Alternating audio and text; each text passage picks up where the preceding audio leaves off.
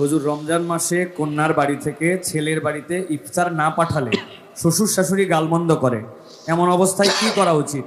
কন্যার বাড়িতে কি ইফতার পাঠানো উচিত? আপনার কাছে জানতে। আর বাড়ি থেকে রমজান আসলে ইফতারের বিভিন্ন আইটেমের জন্য ছেলে, ছেলের মা, ছেলের বাবা, ছেলের গোষ্ঠী, ছেলের বিভিন্ন মহিলারা, ওই ফ্যামিলির তারা অপেক্ষায় থাকে।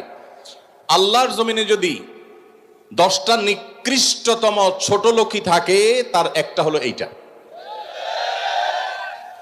যুবক ভাইরা, কোন যুবক হাত তুলে বলতে পারবেন যে আমার শ্বশুরবাড়ি থেকে রমজান উপলক্ষে এরকম কোন ভিক্ষাবৃত্তি আমরা করতে দেই নাই? বলতে পারবেন কেউ? দেখি কার কার বুকে পাঠা বলা আছে, হাত তোলেন। ইফতার আসে নাই? হ্যাঁ, আসে নাই? বিয়ে করছেন? হ্যাঁ, বিয়ে করছেন, শ্বশুরবাড়ি থেকে ইফতার আসে নাই?